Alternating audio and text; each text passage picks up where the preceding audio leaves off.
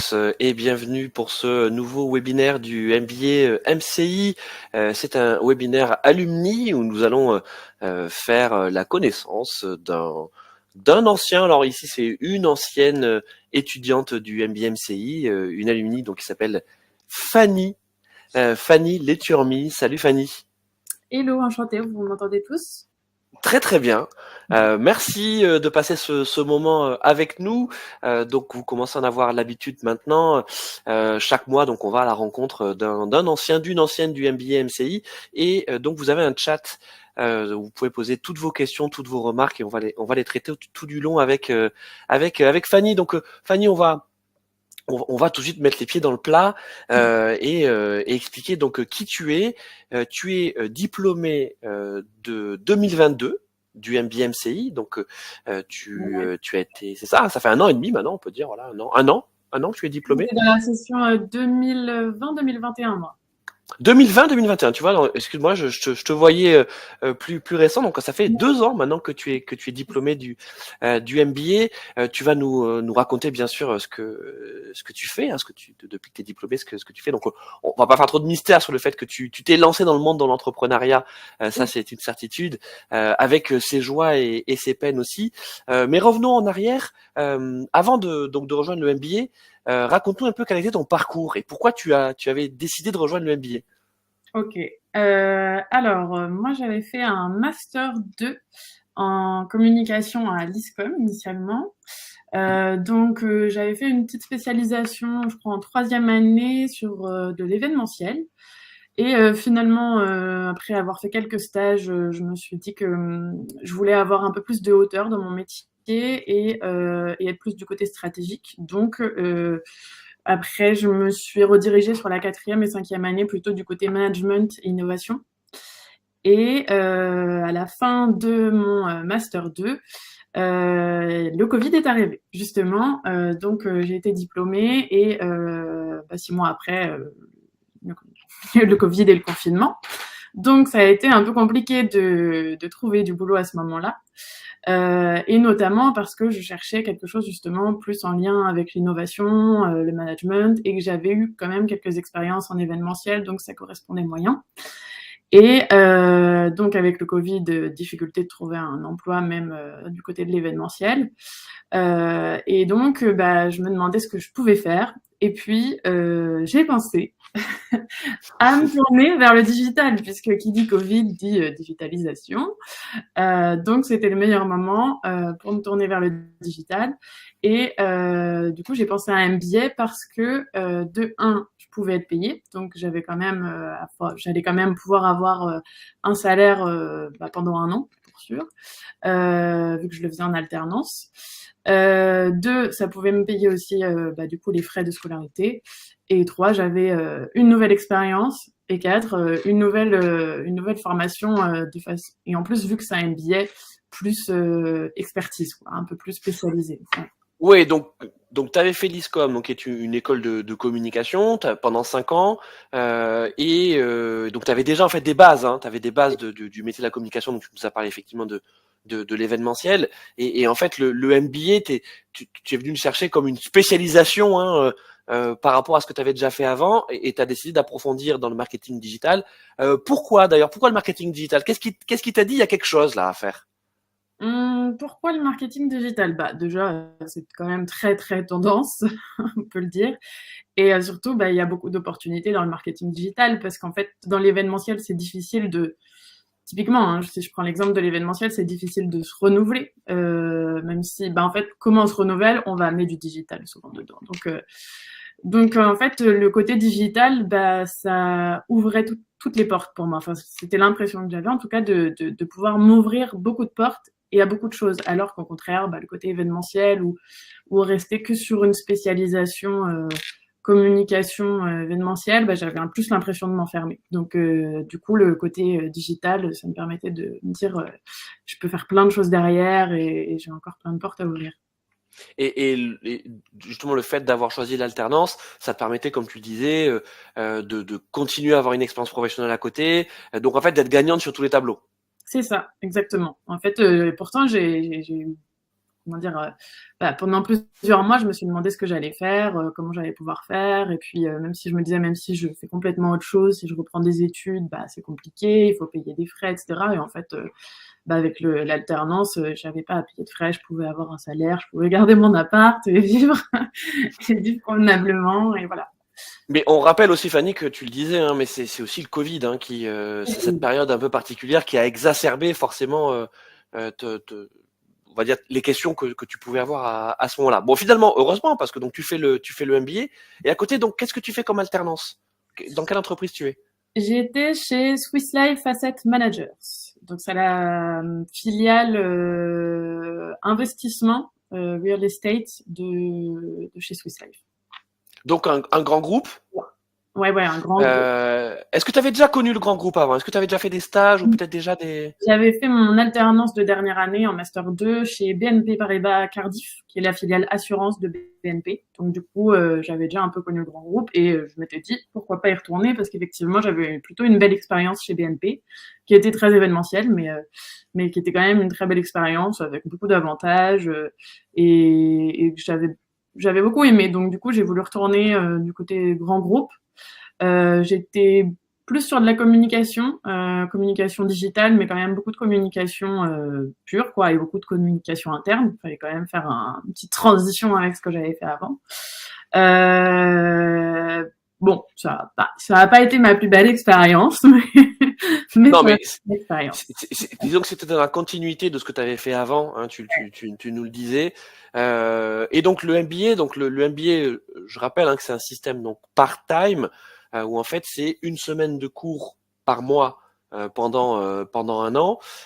Donc ça a été ton cas, Fanny. Donc tu étais 3 semaines en entreprise, une semaine avec nous en cours, et puis en parallèle tu avais aussi une thèse professionnelle. Tu nous en Oui. parleras un petit peu plus long un petit peu plus loin dans ce webinaire. Raconte-nous un peu. T'arrives au MBA. Voilà, qu'est-ce qui se passe? Est-ce que tu as des souvenirs de ta rentrée ou des cours? Oui, déjà, quand on arrive au MBA, on arrive, j'étais sur mon canapé en train de faire la rentrée en visio. Voilà. Ça, c'est Oui, c'est mon vrai. premier jour au MBA. Du coup, assez, Parce que alors on répète, hein, c'est parce que c'était le confinement. Hein, donc comme tu as fait ta rentrée pendant l'année 2020, c'est ça. c'était encore le Covid, quoi. 2020, donc on était le confinement d'hiver qui arrivait ouais, complètement. Ouais. Impossible de se voir, de toute façon, avant au moins, je crois, janvier ou février. Donc, ouais, Ouais, c'est ça. Je pense que tu as fait les 3 premières semaines en distanciel, et puis c'est ensuite sur l'année 2021, quand ça s'est assoupli, que tu as pu découvrir en présentiel cette fois-ci tes camarades et les intervenants. on avait un jour par semaine après, à partir de février. Si on voulait, on pouvait venir pour se voir un jour par semaine. Et parallèlement, ta promo est une des promos qui a été les plus soudées, hein, comme quoi finalement c'est le fait d'avoir vécu ça en distanciel, vous avez quand même réussi à avoir une vraie vie de promo et à être très solidaire entre vous. Carrément, carrément. En vrai, c'est la première fois enfin, même dans toutes mes classes, même à l'ISCOM, enfin, ça n'avait rien à voir. Il y a vraiment eu un vrai groupe soudé et beaucoup d'entraide, beaucoup de bienveillance.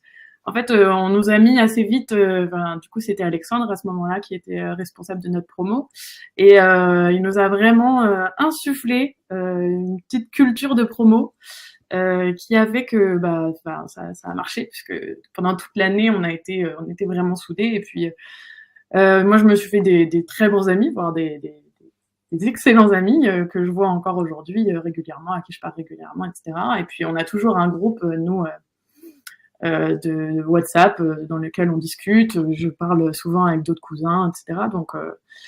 Donc vraiment pour le coup, moi j'ai adoré cette ambiance et j'avais tellement envie de les voir plus et plus souvent. En tout cas, Et, j'étais là à chaque fois que c'était possible. et donc sur les cours que tu as eu dans le MBA, donc tu l'as dit tout à l'heure, hein, tu avais fait une école de communication avant. Est-ce qu'il y avait déjà des choses que tu avais vues, ou est-ce que le MBA t'a permis de voir des nouvelles choses, d'approfondir? Si oui, quoi? Oui, évidemment, il y a des choses que j'avais déjà un peu vues puisque avec un master 2 en communication, j'avais quand même eu le temps de voir quelques trucs. Après, ce que j'ai trouvé qui avait beaucoup plus dans le MBA, c'est beaucoup plus le côté on fait. En fait, comment dire, à l'ISCOM, on m'a plus appris une manière de penser, une manière de communiquer, et comment faire à peu près des présentations et comment réfléchir. Au MBA, on m'a plus appris comment faire. En fait, comment concrétiser vraiment les idées qu'on a, comment mettre en place, comment créer rien qu'une entreprise, comment créer, conceptualiser et créer et réaliser derrière tout ce qu'on veut réaliser, quoi. Et le côté stratégique aussi, je dirais, en plus. Si je peux te donner des exemples, bah, typiquement, moi, je savais absolument pas comment on pouvait faire un site internet. On m'avait, en 5 années de communication, jamais appris ça. Bah, ça fait peut-être plus partie du marketing digital que de la communication. La limite est souvent un peu difficile à mettre, mais du coup, typiquement, rien que ça, bah, je savais pas faire. Donc, j'ai tout appris au MBA. On nous a appris comment créer un chatbot. On nous a appris quel contenu il fallait créer, comment il fallait les créer, par quel biais on pouvait les créer, quels outils on pouvait utiliser pour les créer. Tout ça, bah, j'avais pas forcément appris non plus. En fait, il y a beaucoup, même comment analyser les datas. Ça, j'ai jamais vu ça dans mon master 2, analyser les datas derrière ce qui se passait non plus. Enfin, c'était beaucoup plus stratégique et beaucoup plus opérationnel en fait. Et ça m'a vraiment donné en tout cas, je me suis dit, ça me donne vraiment les clés pour ce qu'il y a après. Et donc, est-ce que t'as le souvenir que pendant tes semaines de cours, ensuite quand tu retournais en entreprise, t'appliquais ce que tu avais vu pendant les semaines de cours, ou c'est peut-être plus tard quand tu t'es lancé ensuite dans l'entrepreneuriat? Un petit peu, dans le sens où j'essayais de leur donner des tips à mes managers et de leur dire on a appris ça, bah du coup vous pourriez mettre ça en place. Mais après, déjà c'est un peu difficile quand on est alternant et ça l'est encore plus quand on est dans une grande boîte. Mettre en place des choses, ça prend beaucoup de temps. Donc, oui, bon, ou alors on laisse un peu de côté. Enfin, disons qu'il n'y a pas vraiment, enfin c'est le problème des grosses boîtes, il n'y a pas vraiment l'esprit bah allez on essaye, on voit ce que ça peut donner, etc.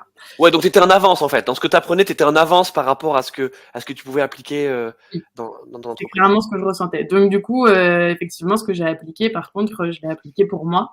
Bah, du coup, je sais pas si je fais la transition avec mon projet pro que j'avais et qui a évolué grâce au MBA, surtout.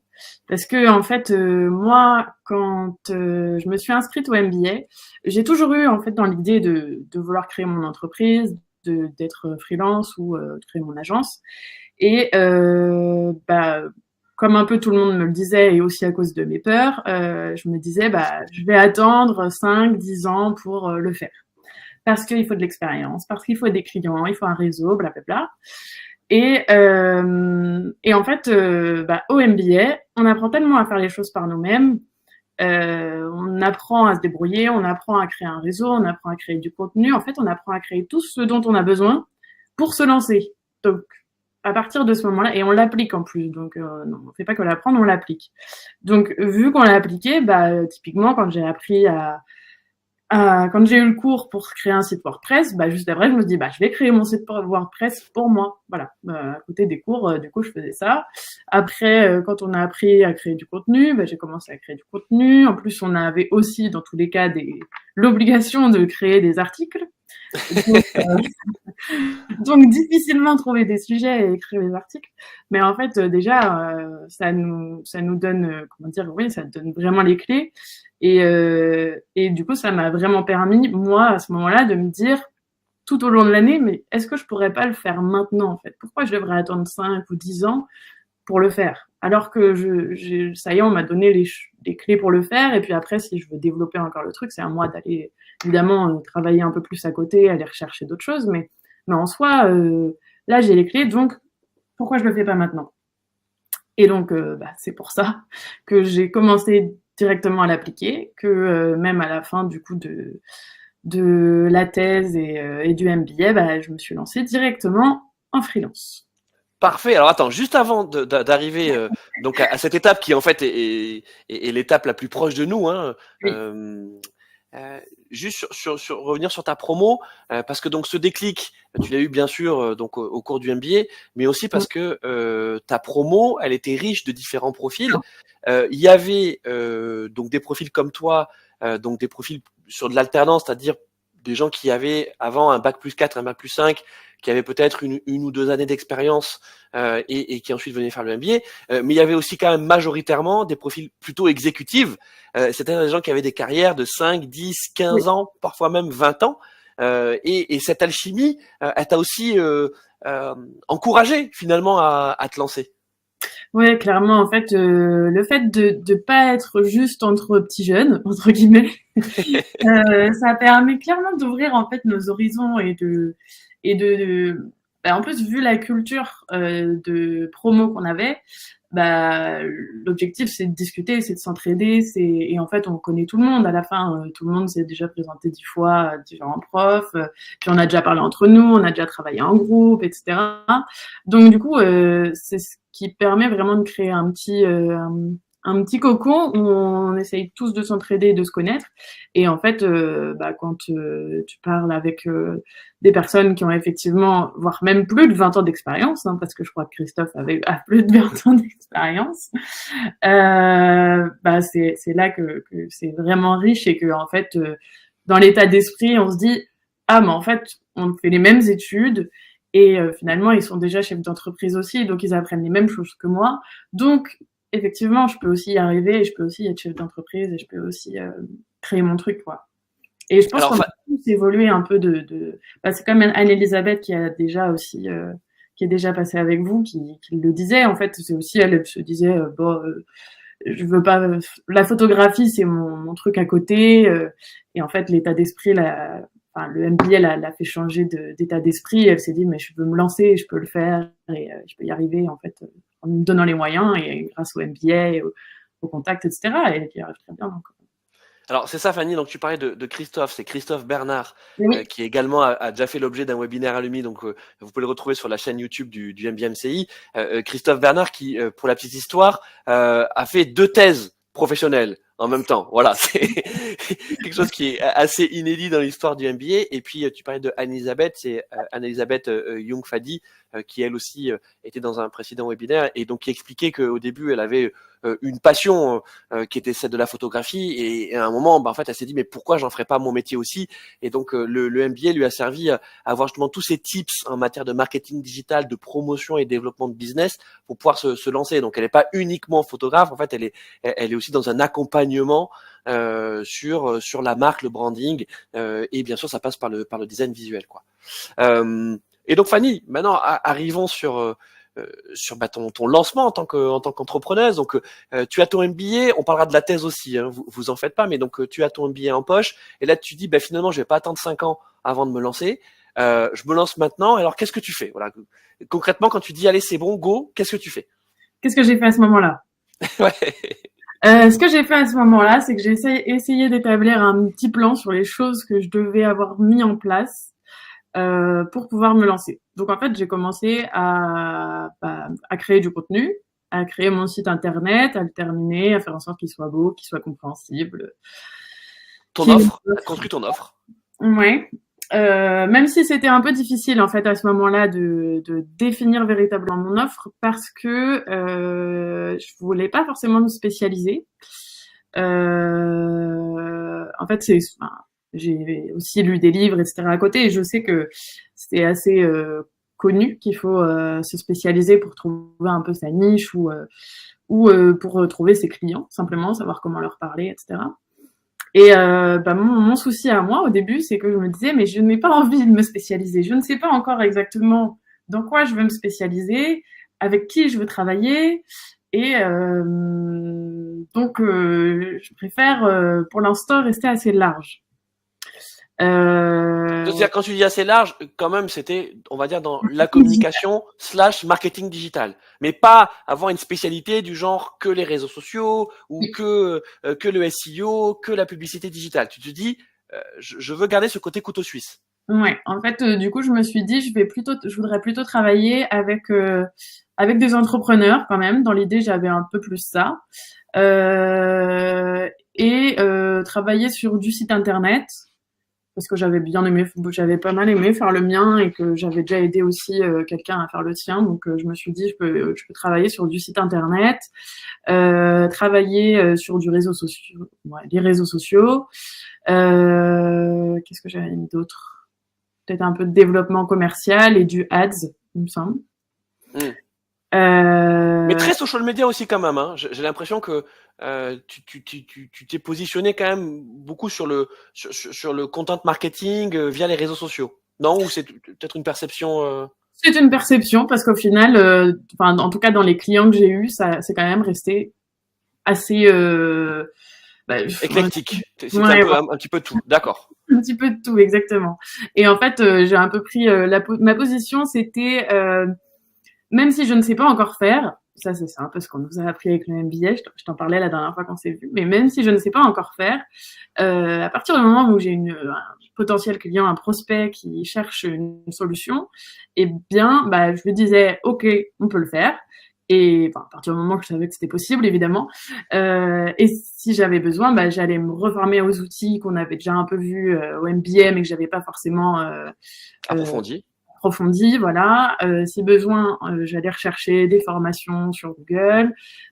Si besoin, j'allais demander à droite, à gauche, en fonction de, bah, du coup, par exemple, avec notre petite communauté, notre groupe WhatsApp de promo.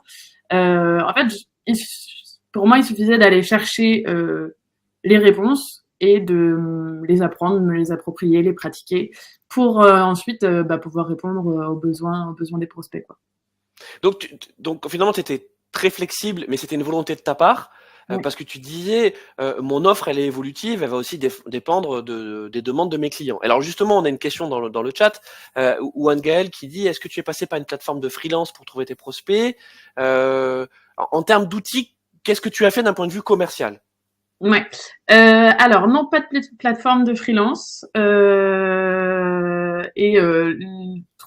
rencontrer des difficultés à trouver des clients au début, pas forcément. En fait, je suis pas passée par une plateforme de freelance parce que par exemple Malte ou la crème de la crème, eux, il faut quand même être plutôt beaucoup spécialisé. Il faut être Mm. vraiment spécialisé pour que de un ils acceptent l'inscription et de deux trouver des clients derrière parce qu'en fait il y a tellement de concurrence que si on fait tout et n'importe quoi, bah c'est compliqué. Enfin, s'il n'y a pas une question de réseau ou de, enfin s'il n'y a pas un autre moyen que le prospect nous a trouvé et s'il nous a juste trouvé sur Malte, bah si on se spécialise pas, il verra pas Mm. l'intérêt d'aller spécifiquement sur moi. Donc du coup, j'étais pas entre guillemets légitime pour moi à aller sur une plateforme telle que Malte et puis j'avais pas envie d'aller sur Fiverr parce que sur Fiverr on est en concurrence avec des personnes qui vivent au Maroc ou en Indonésie ou en Roumanie et qui vendent leurs services, bah, comme on dit, Fiverr à 5 euros. Donc clairement, je pouvais pas non plus faire trop de concurrence en habitant à côté de Paris. Donc, comment j'ai fait J'ai créé du contenu. J'en ai parlé autour de moi. Dès qu'il y avait une opportunité, bah, je la saisissais. J'étais réactive. J'ai beaucoup créé du contenu, surtout sur LinkedIn. C'est une plateforme qui est incroyable en termes de visibilité et si on s'y met vraiment, en vrai, bah, je pense que énormément de mes opportunités, quasiment toutes, peut-être, sont arrivées par là. Alors Fanny, c'est justement ça parce que on peut dire que ton coming out LinkedIn, il est quand même arrivé pendant le MBA, on peut le dire. Alors, t'avais LinkedIn avant, mais t'étais pas très active, voilà. Et c'est vraiment pendant le MBA que tu l'as réactivé et assez rapidement. Non seulement tu as eu une fréquence de publication qui était régulière, mais en plus en termes de contenu, avant même de te lancer en tant que freelance, tu étais déjà en train de forger ton expertise. Ouais. Donc tout ça était réfléchi, tu étais déjà dans ta stratégie. Oui, oui, complètement. Parce que c'est vrai qu'avant d'arriver au MBA, les réseaux sociaux, bah moi j'avais mon Instagram et mon Facebook, pas grand-chose. Et ils ont vachement insisté sur, en tout cas Alexandre et toi Louis aussi certainement beaucoup. Vous avez pas mal insisté sur l'importance du réseau et du réseau professionnel, d'être actif et de montrer qu'on est actif, qu'on est là, d'être visible et de montrer aussi ce qu'on sait faire. Donc clairement, on a mangé du Twitter et du LinkedIn. Pour enfin, en tout cas, pour la meilleure des choses. Twitter, j'ai quand même abandonné derrière moi parce que, désolée, mais en fait, parfois il faut mieux se concentrer sur une plateforme si on se sent plus à l'aise sur une plateforme. Parfois, il vaut mieux en faire 2 fois plus sur l'une que 2 fois moins sur les deux. Oui, t'as priorisé LinkedIn en termes de business. Ouais, je me sentais beaucoup mieux sur LinkedIn et sur Twitter, j'avais pas, je sais pas, je me sentais moins à l'aise en tout cas. Mais bon, ça a été quand même très très utile et j'ai appris plein de choses sur Twitter et bon. Alors Fanny, on rappelle aussi que, donc tu l'as dit, hein, mais en fait quand tu t'es lancé en tant que freelance, t'avais pas de clients. Hein. C'est que t'es vraiment allé chercher tes premiers clients d'emblée. C'est que t'avais pas cette sécurité entre guillemets de te dire bah tiens en fait j'ai déjà 1 ou 2 clients qui veulent travailler avec moi. Non, t'es vraiment allé les chercher. Et d'ailleurs c'est ce que disait Cynthia dans le chat. Est-ce que t'as rencontré des difficultés à trouver tes clients au début de ton aventure entrepreneuriale? En toute transparence, ça a quand même pris quelques mois quand même à arriver puisque le temps de préparer, créer ces contenus et mettre tout ça en ligne et essayer d'être. Alors pour vous dire, je pense que je devais à ce moment-là peut-être faire au moins 2 posts par semaine. J'essayais en tout cas de faire au moins 2-3 posts par semaine. J'avais Et continué. des vrais posts, hein. Fanny, faut qu'on le dise aussi, c'est que c'est des vrais posts hein, avec du contenu. Voilà, c'est quelque chose qui est utile au marché. C'est pas juste, je suis en train de me promener dans la rue. Voici ce que j'ai vu. C'était autour de ton expertise marketing, communication digitale. Ouais, et je pense que typiquement à ce moment-là, aujourd'hui avec le 2 ans d'entrepreneuriat derrière moi, je le sais encore plus. Mais à ce moment-là, ce que j'avais peut-être pas encore optimisé, c'est à qui je parlais pour aller. Parce qu'en fait, quand je postais sur LinkedIn, j'ai eu des clients grâce à ça. Parce que c'est donc des personnes de mon réseau LinkedIn qui sont venues me parler et qui m'ont dit « Ah, j'ai vu que tu faisais ça, ça peut être intéressant, moi j'aurais besoin pour ci ou ça. » Mais en fait, je parlais surtout à des professionnels du même secteur que moi, en fait. Donc en fait, ce que j'ai eu comme client, ça a été une agence qui travaille dans l'événementiel et le marketing, parce que j'avais un contact dans cette agence avec qui j'avais travaillé à la BNP, en fait, qui était avant moi à BNP. Qu'est-ce que j'ai eu d'autre? J'ai travaillé avec... si, j'ai eu du B2C, mais c'était plus par mon réseau. Donc, en fait, en parlant autour de moi, dans ma famille, mes amis, etc., j'ai aussi eu quelques clients comme ça. Au début, hein, là on parle bien des débuts. Hein. Des entrepreneurs qui se lançaient, etc. Et en fait, je sais pas, tout s'est un peu goupillé. J'en ai eu un, puis un autre, puis un autre, puis un autre. Et bon, alors aujourd'hui, avec le recul, c'est ce que je voulais dire. Je pense que je parlais pas forcément à la bonne cible, mais en même temps, je savais pas à qui je voulais m'adresser, donc c'était un peu ma difficulté, vu que je voulais pas me spécialiser, je restais quand même assez large, et donc je savais pas exactement à qui parler. Mais donc le petit conseil, c'est quand même essayer d'aller trouver d'abord votre cible, savoir à qui vous parlez, et après, comme ça, vous adresserez des messages à cette cible-là. Parce que du coup, moi, je parlais à des professionnels, j'ai eu plutôt des professionnels qui sont venus vers moi. Donc, j'ai travaillé aussi avec un incubateur de start-up pour qui j'ai créé des contenus pour leur site internet. J'ai travaillé du coup beaucoup avec l'agence, 70% avec l'agence qui En sous-traitance en fait, c'est ça, hein, en sous-traitance. En sous-traitance et avec des entrepreneurs à côté. Mais les entrepreneurs, c'était beaucoup de réseaux personnels entre guillemets, c'est-à-dire des amis qui entendent parler d'eux, la mère de machin bidule chouette qui ouais, mais ça marche aussi comme ça. Hein. C'est ça. Hein. Les parents, les frères et sœurs, les amis d'amis, etc. Des personnes qui se lancent et qui, du coup, en fait, il y a beaucoup de personnes aujourd'hui qui se lancent, donc il y a quand même un marché d'entrepreneurs. Mais bon, il y a quelques petites difficultés avec les entrepreneurs quand même. On pourra en parler après si vous avez des questions. Et justement, il y a Aminata qui te demande quel a été jusqu'à présent, donc ça fait 2 ans maintenant que tu es, à ton compte, quel a été le plus gros obstacle lorsque tu t'es lancé dans l'entrepreneuriat? Donc sur ces 2 ans-là, qu'est-ce que tu retiens en termes de difficultés? Des réussites, il y en a eu plein, bien sûr. Oui, évidemment, j'ai quand même essayé de construire quelque chose. Je pense que les difficultés, ce serait quoi? Ce serait à estimer correctement le temps passé sur l'émission et son tarif, son forfait, la façon dont vous êtes payé. Et si je pouvais en ajouter une, c'est aussi la difficulté, c'est plus avec les entrepreneurs que je disais, quoique non, avec les deux, le B2C et B2B, à vous faire payer dans les temps. Voilà. Et ça, c'est aussi ce qui a été, je trouve, compliqué et qui a été. Voilà.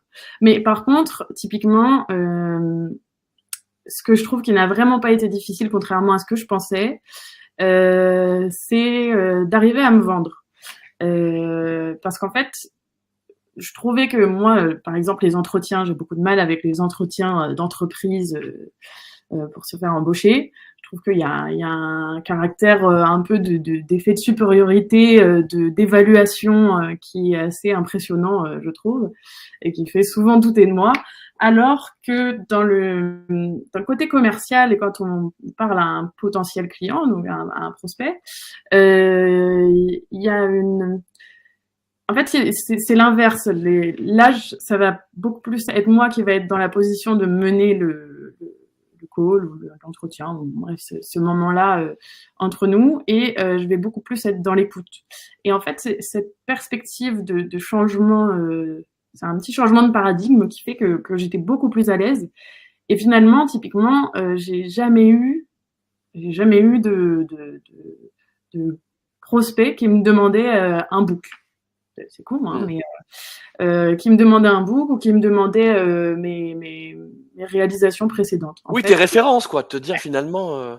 Mais je dis pas que c'est inutile, hein.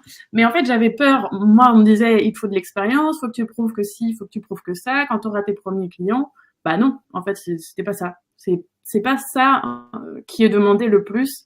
Enfin, c'est pas le plus important quand on cherche des clients. Je pense que le plus important, du coup, c'est vraiment de se mettre dans la position de la personne qui écoute et de leur montrer qu'on va les accompagner. Donc, du coup, justement, de leader un peu le call, de poser les bonnes questions et de justement proposer quelque chose qui va pouvoir répondre à ce que eux ils demandent. Et pour ça, il n'y a pas besoin non plus d'avoir 5 ans d'expérience avant. Et ça te plaît, ça, Fanny? On sent que t'en parles quand même avec, Ouais, c'est ça, avec satisfaction. oui, satisfaction, je sais pas, mais oui, en tout cas, c'est quelque chose qui me plaît et je me sens bien quand je le fais. Et voilà. Alors, tu disais que tu avais démarré ton activité il y a 2 ans en ayant plutôt une approche généraliste. Est-ce que cette approche, elle est toujours valable, ou est-ce que tu as choisi de te spécialiser, ou en fait, bon gré mal gré, tu as dû te spécialiser au gré aussi de tes clients?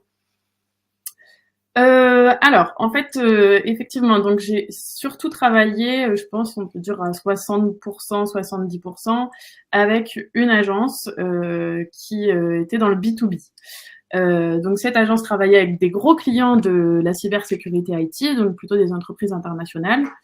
Et j'ai travaillé un peu comme si j'étais directement dans l'agence, donc dans l'équipe, pour tout ce qui était le marketing digital de l'agence et de ses clients. Donc, à chaque fois qu'ils avaient des demandes en marketing digital, je bossais dessus avec la directrice associée, qui est aussi dans le marketing. Et du coup, on a développé des offres, on a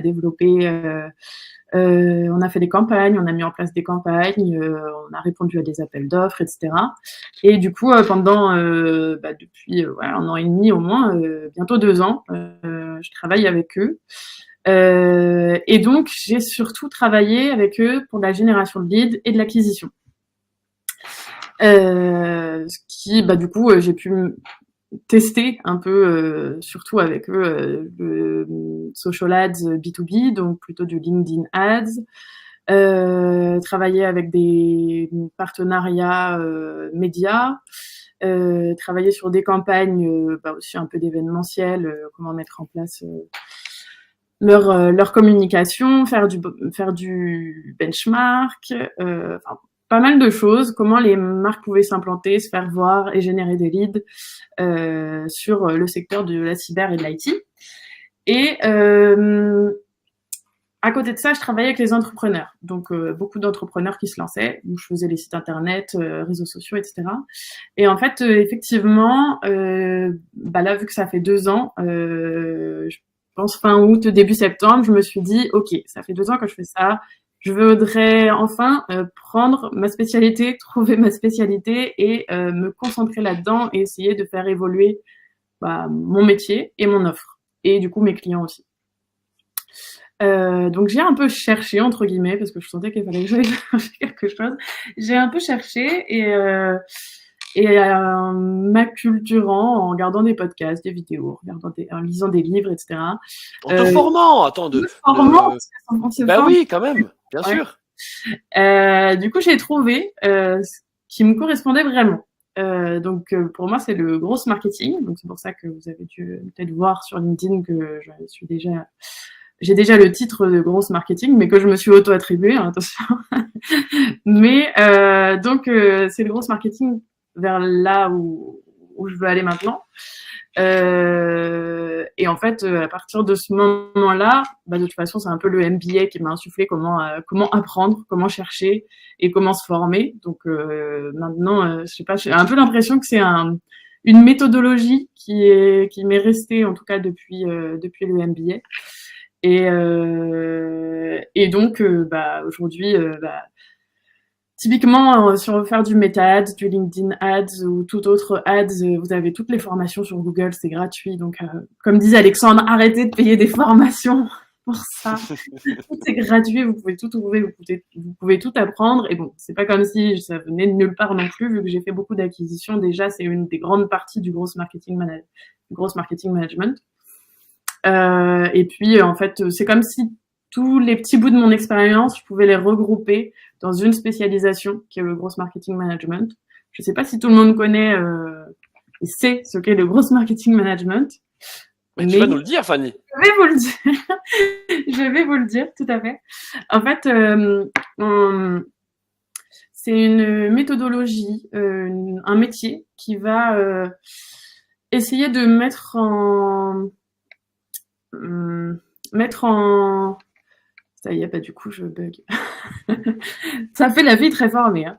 Non, attends. Non, Fanny, ce qu'on peut dire, en tout cas dans le growth marketing, c'est que forcément, growth, croissance, donc on est dans le... En fait, on se focalise sur la croissance. Merci pour cette... Exactement. Et ça vient de techniques, en fait, propres aux startups. Oui, tout à fait. En fait, on va essayer d'utiliser des leviers de croissance dans l'entreprise pour générer de la croissance de façon rapide et avec des coûts du coup assez bas. On utilise surtout de l'A/B test typiquement parce que dans les startups, on ne sait pas si on doit mettre plutôt le formulaire à cette page-là ou plutôt à cette page-là. Typiquement, si on essaye de l'A/B test, on va voir assez rapidement ce qui fonctionne le mieux. En fait, on va utiliser des outils également pour aller trouver des leads, des clients et voir ceux qui fonctionnent le mieux. S'ils fonctionnent bien, on va les garder. S'ils fonctionnent pas, on les laisse de côté. Et en fait, on avance comme ça en faisant un peu de l'itération, en testant, en cherchant, en explorant, en analysant les résultats et en étant surtout très orienté KPI. Donc du coup, si ça ne rentre pas dans les résultats, il faut trouver d'autres moyens pour que ça rentre dans nos objectifs et de façon assez rapide. On utilise beaucoup le framework qui s'appelle le framework ARR. Donc c'est A-A-R-R-R. Ça veut dire acquisition, c'est la première étape. Donc comment on va faire pour aller chercher et générer des leads, donc des premiers prospects. Activation, on va voir comment on va pouvoir activer en fait l'offre au client, comment le potentiel, enfin le prospect va pouvoir se rendre compte de la plus-value de l'offre. Ensuite, on a le R de rétention. Une fois qu'on a les clients, comment on va faire en sorte de les garder avec nous et de faire en sorte qu'ils ne partent pas, qu'ils n'aillent pas chez la concurrence. Qu'est-ce qu'on va mettre en place de plus que les autres? Referral, c'est pour tous ceux comment on va faire pour que nos clients soient satisfaits et le disent et en parlent et du coup avoir encore plus de nouveaux clients. Et revenus, c'est quel business model et comment on va pouvoir générer le plus de revenus possible. Voilà. Donc en fait, on va travailler sur ces 5 piliers avec des outputs, on peut dire ça, désolé pour l'anglicisme, avec des petits outputs. Donc typiquement, si on dit comment on va faire pour avoir plus de clients, enfin comment on va travailler l'acquisition, qu'est-ce qu'on peut faire? Hop, et on va travailler sur plein de petites choses pour essayer trouver des nouveaux canaux d'acquisition. Faire de l'inbound marketing, comment on va faire de l'outbound marketing, etc. Et on va faire ça sur chaque pilier. Et en fait, ça va permettre de vraiment construire une stratégie long terme et surtout durable pour une entreprise. C'est-à-dire qu'elle va pas juste mettre des sous sur une campagne. Sur une campagne et essayer d'avoir des clients, mais en fait ils viennent et puis après ils partent et puis après il faut aller en rechercher d'autres, etc. En fait, c'est vraiment construire une stratégie long terme et ça marche du coup aussi très bien sur les startups parce qu'elles ont ce côté très agile et on peut tester rapidement des choses et on peut annuler facilement des choses et on peut les remettre en place et on peut bouger un peu le produit, faire évoluer le produit rapidement, etc. Donc, désolé, je suis allée beaucoup dans la théorie. Une fois que je suis lancée, c'est bon. Hein. Je sais ce que c'est. Non, mais donc, tu t'es spécialisé dans le growth marketing, qui, donc, on l'aura compris, est plus en fait une stratégie de l'ordre de la méthode plutôt qu'un levier, puisqu'en fait, c'est un ensemble de leviers qu'on va utiliser dans les objectifs de croissance plutôt rapides. Et donc, dans le marketing digital, dans le marketing de façon générale, c'est vrai qu'on est toujours dans une approche test and learn, mais là, on va dire que c'est quand même très radical. C'est-à-dire qu'en fait, on teste tout et on écarte rapidement ce qui ne fonctionne pas. Voilà, on va dire, c'est peut-être ça la spécificité vraiment du growth marketing. Ça s'applique pas à toutes les entreprises. Hein, comme tu l'as très bien dit, c'est plutôt sur des startups ou en tout cas des business qui sont early stage. Mais certaines techniques de growth marketing peuvent s'appliquer à des organisations plus grandes, peut-être dans le cas, tu le disais, d'acquisition client, hein, ou dans le cadre d'un lancement d'une nouvelle offre, voilà, par exemple. Tout à fait, tout à fait. Tiens, il y a Cynthia qui dit, est-ce que en tant que growth marketeuse, tu fais encore de la création de contenu ou tu es plutôt dans la stratégie et dans le conseil? En fait, ça va dépendre de l'offre qu'on propose. Mais typiquement, oui, j'en fais encore. Après, pour l'instant, ça fait peu de temps. Hein. On est en novembre. Je me suis dit en septembre que j'allais faire Growth Marketing Manager. Donc autant vous dire que pour l'instant, je suis encore dans la construction de mon plan, de mon offre, et que c'est pas encore établi à 100% et que j'ai pas encore. Pour l'instant, mon client, c'est ma sœur, pour laquelle j'applique, qui n'est pas une start-up, qui n'est pas une grosse entreprise, mais qui est en fait un peu en difficulté. Elle a lancé sa micro-crèche et Montessori, et en fait j'applique simplement tout ce que j'apprends et j'essaie de lui appliquer pour qu'elle puisse arriver à remplir sa crèche. Voilà. Donc... Non, mais en tout cas, merci. Non, mais merci Fanny pour ton franc-parler et puis surtout pour nous partager donc où t'en es, enfin nous expliquer où tu en es dans ton activité. Ce qu'on peut retenir, c'est que tu vois, t'as quitté le MBA il y a 2 ans. Mais en fait, tu appliques l'adage never stop learning. Tu continues à te former, à t'auto-former. Tu vois, t'es venu te rajouter cette surcouche avec le growth marketing, mais c'est pas fini parce qu'en fait, tu continues sans cesse à être toujours à la pointe de l'innovation, de ta veille. Il faut jamais s'endormir en fait, Fanny. Clairement. En fait, c'est un peu ce que je me suis dit aussi. Et c'est pour ça que je me suis dit, il faut que je change un peu parce que je commençais à me sentir un peu endormie. Voilà. Et c'est pas ce que j'aime. Et donc, je me suis dit, typiquement sur ma nouvelle offre, je pense que pour l'instant, je suis encore en train de travailler la méthodologie et l'offre. Mais pour l'instant, ce que j'ai en tête, c'est de travailler avec des startups sur 6 mois pour mettre en place une structure grosse marketing et une stratégie grosse marketing, et après les 6 mois d'après continuer à les accompagner, mais de façon un peu plus un peu plus légère entre guillemets, c'est-à-dire à passer moins de temps et faire plus de la maintenance et du coaching. Mais je m'étais dit, dans tous les cas, il faut que je garde une journée par semaine pour continuer à apprendre, me déplacer, rencontrer d'autres professionnels, essayer de prendre des cafés, enfin faire mon réseau et faire aussi continuer à faire de la prospection, continuer à créer du contenu, parce qu'en fait c'est un peu ça la difficulté que j'ai trouvé moi en freelance, c'est que au début du coup on crée beaucoup de contenu, on fait plein de choses, etc. Et puis quand on commence à avoir beaucoup de clients, qu'on travaille le soir, le week-end, et ben en fait la création de contenu et essayer de s'acculturer et de continuer à apprendre, c'est difficile parce qu'on ne trouve pas forcément le temps. Donc en fait il faut aussi se l'imposer quoi. Et il faut se mettre un cadre et une méthode un peu plus niveau 2, niveau 3 quoi. Et du coup j'ai un peu l'impression beaucoup de rigueur. J'ai un peu l'impression que c'est ça, c'est que pendant 2 ans, j'ai testé, j'ai voulu rester très large, j'ai testé un peu, j'ai fait mon expérience, et maintenant j'ai envie de faire quelque chose d'encore plus carré, plus professionnel, plus spécialisé, et voilà, je suis plus seulement au niveau 1, je suis passée au niveau 2 quoi.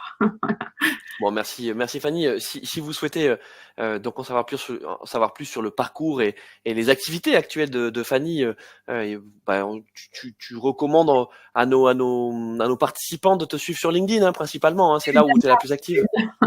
Évidemment, oui. Et en plus, d'ici peu, parce que j'ai gardé un peu mon contenu au chaud, mais typiquement, j'ai déjà communiqué avec une quinzaine de grosses marketing managers de mon côté. J'ai fait des petits entretiens comme ça pour parler de leur métier. J'ai appris plein de choses. Donc, la phase 2 de mon plan, en 6 étapes, la phase 2 de mon plan, ça va être d'aller chercher justement mon audience sur LinkedIn. Donc, je vais commencer à aller regarder toutes les startups françaises qui ont fait des levées de fonds, etc., pour les avoir sur mon LinkedIn. Et après, je vais lancer tous mes contenus, donc d'ici peu. Autour du growth marketing. Autour du growth marketing. Très bien. Non. Donc d'ici un mois, vous devriez voir quelques contenus arriver de façon un peu plus régulière et un peu plus complète. Voilà. Bon, merci Fanny, on va suivre ça de près. On va passer les dernières minutes à revenir un petit peu en arrière sur l'exercice phare du MBA qui est celui de la thèse professionnelle. On a notamment Anne-Gaëlle qui nous demandait comment tu as vécu tes premiers pas pour commencer à travailler sur ta thèse. Et donc forcément, hein, raconte-nous un peu ta thèse, quel est le sujet, comment ça s'est passé, sachant que tu n'avais jamais fait de tel exercice avant, en tout cas pas à un tel niveau d'exigence. Non, c'est sûr. J'avais déjà fait, c'était quoi? J'avais fait un mémoire, mais c'était pas les mêmes sujets, et c'était pas à ce tel niveau, clairement. Donc la thèse, en fait, ça a été un peu difficile de trouver mon sujet parce que en fait, vu que je savais pas quelle spécialisation je voulais faire et que tout m'intéressait encore une fois, du coup, je me disais, mais qu'est-ce que je vais pouvoir faire? Il faut que ce soit original, que ça me serve. Et en même temps, moi, j'adore écrire. Donc, normalement, ça, c'est pas un souci. Mais en fait, pour trouver un sujet assez intéressant, qui soit pas trop bateau, ça a été un peu compliqué. Et en fait, je voulais justement essayer de trouver quelque chose qui me fasse plaisir, entre guillemets, que je prenne du plaisir à l'écrire, quelque chose que je connaisse un petit peu, mais dont, enfin, je sais pas comment dire, je voulais pouvoir en parler avec des gens autour de moi et qui me comprennent aussi. Donc ça, c'était aussi important pour moi. Alors, comment je l'ai trouvé? Je me rappelle même plus de la problématique de ma thèse, mais en tout cas, ma thèse tournait autour de Tinder et de l'application. C'était en 3 étapes. J'ai en fait étudié le business model d'une part.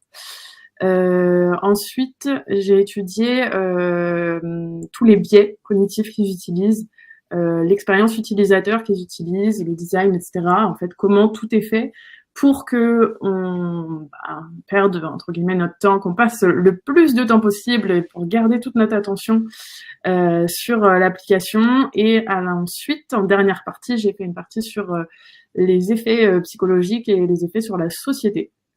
Et en fait, ce que j'ai beaucoup aimé dans le fait de faire ce sujet, c'était justement de pouvoir voir 3 choses complètement différentes. Donc, business model et pourquoi il est incroyable, leur business model, il marche super bien, etc.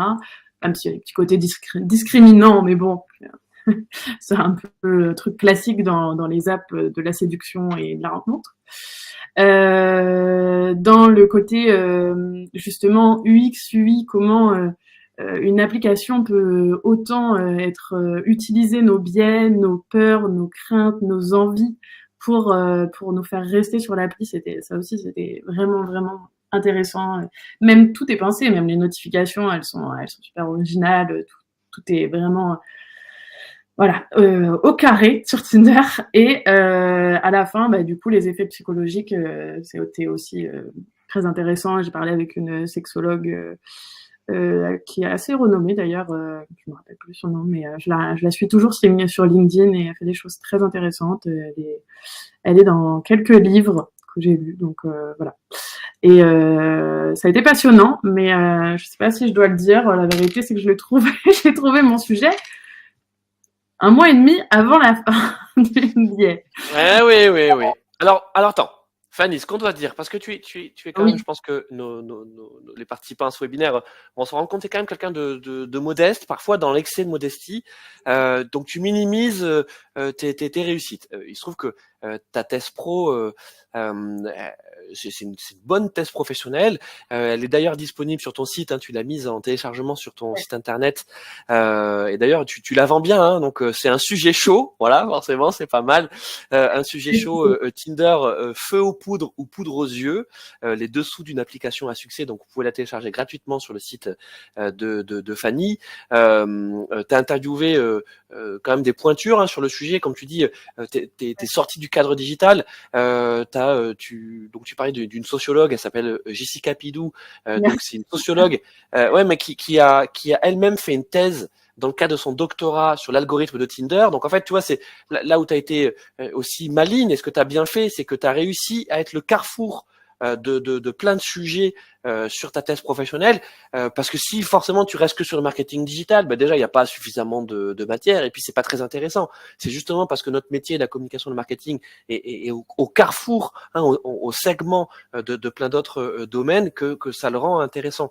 Donc je te trouve très modeste sur ta thèse et donc même si tu as, en fait c'est pas que tu as trouvé ton sujet un mois et demi avant de rendre la thèse, c'est que tu t'es fixé 1 mois et demi avant, c'est-à-dire que tu avais fait énormément de recherches, tu étais sur les applications, les algorithmes, tu savais qu'il y avait quelque chose que tu voulais approfondir là, mais quand tu t'es dit, bon allez c'est bon, je prends Tinder, et en fait ça va être mon case study de la thèse, tu l'as effectivement décidé 1 mois et demi avant. Mais tu avais déjà bossé avant.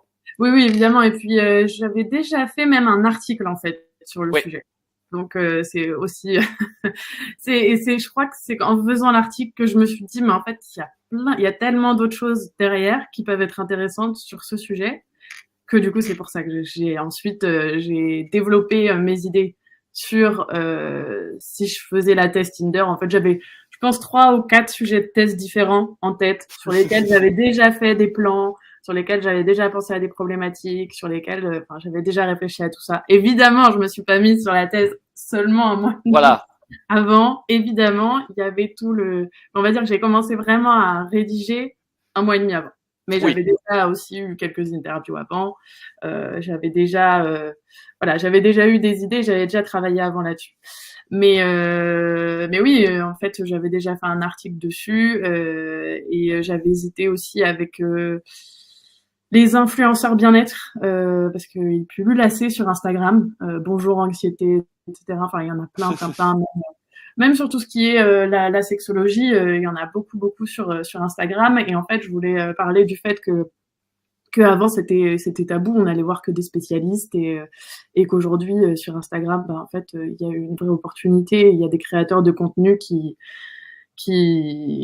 ont trouvé un peu la recette et qu'aujourd'hui ça change un peu aussi le paradigme de l'intimité. Donc c'était aussi très intéressant, mais j'ai quand même préféré Tinder pour le C'est coup. ça. Non mais tu vois Fanny, c'est que pour peut-être tu vois résumer en gros la démarche en entonnoir qu'il y a donc dans cet exercice de la thèse professionnelle, c'est que tu avais déjà des intuitions au début, donc tu t'intéressais aux algorithmes, aux plateformes, à la viralité des contenus, et tu étais déjà autour du bien-être slash sexo slash accompagnement du développement personnel. Ouais. Et puis après, il a fallu faire des choix et on sait très bien que choisir, c'est renoncer. Et donc, tu t'es fixé avec bonheur sur Tinder. Tu en as fait une thèse chaude.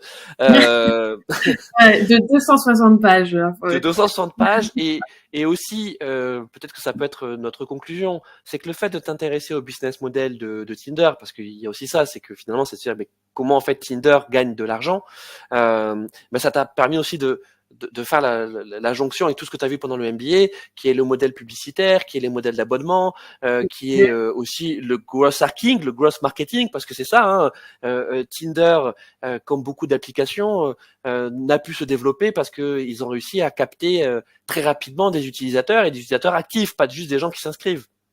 Clairement, il y avait plein de choses et c'est tout à fait le MBA qui m'a permis d'avoir cet esprit d'analyse et cet esprit critique. Après, je peux quand même ajouter que aujourd'hui, avec le recul, je me suis dit, c'était une thèse passionnante et j'ai adoré l'écrire et je l'écris en 1 mois et demi. Je l'écrivais matin, jour, matin, midi et soir. Vraiment, j'y ai passé des heures très longues. Mais j'ai adoré l'écrire parce que c'était un sujet qui me plaisait vraiment, que j'ai trouvé passionnant. Donc pour ça, je pense que c'est important, en tout cas, comme conseil, de vous dire que prenez un sujet qui vous intéresse vraiment et pas qui vous plombe. Parce qu'en fait, quand on l'écrit et que c'est un plaisir, c'est plus facile d'aller plus loin et de Exactement. quelque chose de qualité. Mais par contre, mon petit hic pour moi-même, c'est que, en fait, ma difficulté, c'est qu'à ce moment-là, je savais pas exactement dans quoi je voulais me spécialiser, où je voulais aller. Et aujourd'hui, il y a pas mal de fois où je me suis dit, si je pouvais faire là une thèse sur le growth marketing avec tout ce que je suis en train d'apprendre, en fait, ça me sert pour le MBA, mais ça me servirait surtout pour ma vie après. Et ça, c'est vrai que Tinder, c'était bien sympa, mais ça m'a pas non plus servi. Ouais, c'est que finalement si tu devais le refaire, tu aurais peut-être fait plus en lien avec ton projet professionnel, mais en même temps ton projet professionnel n'était pas encore défini à ce moment-là. Exactement. C'est ça la difficulté. Donc en vrai c'est quand on a un projet pro, si vous avez un projet professionnel assez limité, en tout cas c'est très bien de pouvoir avoir une thèse qui a un lien et qui va vous aider en fait. Si vous vous dites je passerai des heures à faire ça, ou je sais pas, si vous voulez sortir un nouveau produit, une nouvelle innovation, quelque chose, c'est le moment en fait de faire vos recherches là-dessus, d'y passer du temps et d'utiliser de faire quelque chose qui va vous être vraiment utile ou qui pourrait être très utile à votre secteur ou qui pourrait être utile pour vous amener des clients par exemple. Fanny, un grand merci d'avoir passé ce temps avec nous, de t'être prêté au jeu du webinaire Alumni. Peut-être en toute fin de webinaire, quels seraient les conseils que tu pourrais donner à des futurs étudiants du MBMCI? Il y en a peut-être là qui nous écoutent. Mes conseils, ce serait apprenez à fond, testez à fond. Et surtout, vous limitez pas au MBA-MCI, continuez à apprendre après, continuez à apprendre pendant et essayez de creuser les sujets qui vous intéressent le plus et de continuer en fait même à côté du MBA parce qu'il y a des cours, mais il faut surtout continuer à apprendre à côté et approfondir ce qui vous intéresse vraiment. Et ne doutez pas de vous, on peut y arriver. C'est ça. Et donc, c'est un état d'esprit. En fait, le MBA-MCI, c'est un état d'esprit. Voilà. Clairement. Il faut essayer, en fait. Il faut se lancer. De toute façon, et même quand on n'échoue pas, on apprend. Donc voilà. C'est mon meilleur conseil. Merci beaucoup Fanny, t'as plein de messages très sympas dans le chat. Merci Cynthia, Anne-Gaëlle, Anne-Cécile, Aminata. Merci de nous avoir suivis. Et puis donc ce webinaire sera disponible également en replay sur la chaîne YouTube du MBMCI. Et Fanny vous l'a dit, elle vous donne rendez-vous sur LinkedIn pour vous parler growth marketing assez rapidement, mais pas que. En tout cas, on suivra très attentivement tes aventures et puis surtout, tu es aussi une des fidèles de la communauté MBMCI. Tu es là assez régulièrement dans les afterwork. Tu es très connectée, très active et d'ailleurs, on t'en remercie parce que ça fait, c'est ça fait toujours plaisir de te retrouver à ce moment-là. Merci beaucoup. Merci. Au revoir à tous, merci. Merci.